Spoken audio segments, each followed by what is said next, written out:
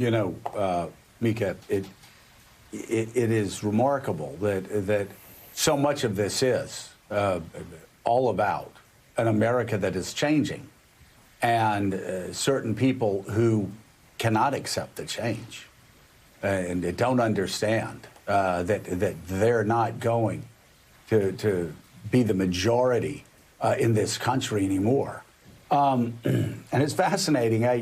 I have been reading along with Kate, going back and reading Flannery O'Connor short stories, and one after another, after another, after another is written about white people in the 50s and early 60s adjusting to changes and not being able to understand what is happening around them in the South.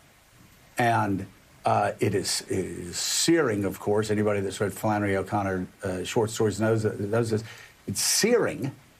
And at the same time, you sit there and go, oh, my God, here we are 50 years later, and you still have characters from a 1962 or 1957 short story showing up on the front pages of our newspapers and storming U.S. capitals because they just can't cope with the fact that we live in a constitutional republic, that democratic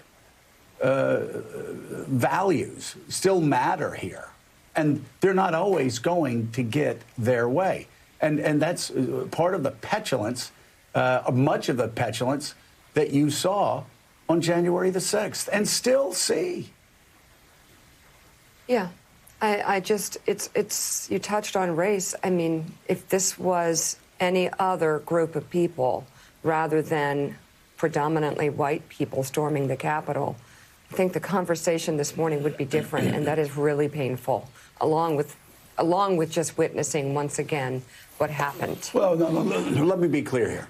We wouldn't be talking about it this morning. You know why? Because as I said on January the 7th, if they were black people predominantly storming the Capitol, they would have been shot in their face.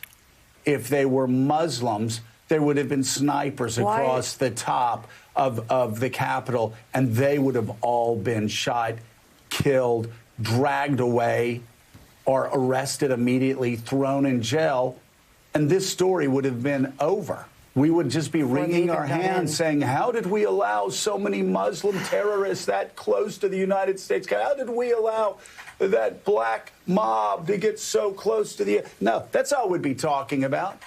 Instead, we saw white people storm the Capitol, be allowed in by some. Of course, many Capitol Hill cops fought hard. Some gave their life because Trump cop killers struck them dead. But this is, there are two sides of this. There is the side of the entitled, those who think that this is their country to such a degree that, oh, I don't know, the United States Constitution is inapplicable when they don't win.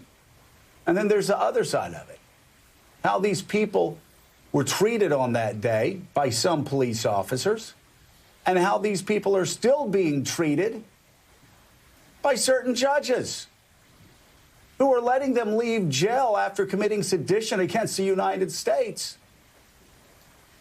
and go to foreign countries. Well, and one of the reasons why we're having trouble moving on, to use Lindsay or Marco's words... Wait. We're not having trouble moving on. But let me... We still haven't moved on from 9/11. No, I'm just going to say, I got no problem here. Yes. I got no problem. I'm not moving on. But the problem... And Americans aren't moving on. We didn't, Lindsay, we didn't move on after 9/11, did we, buddy? Marco, did you move on after... Were you telling people after 9/11 to move on a week or two later? Were you, Marco? No. You know they need to move on from Osama bin Laden a couple of weeks later? No, I don't think so. We're not moving on. And by the way, something would be terribly wrong with this country if they moved on after the citadel of democracy, the center of democracy in this country, and across the planet, if that was invaded by Trump terrorists, and then we moved on a couple of weeks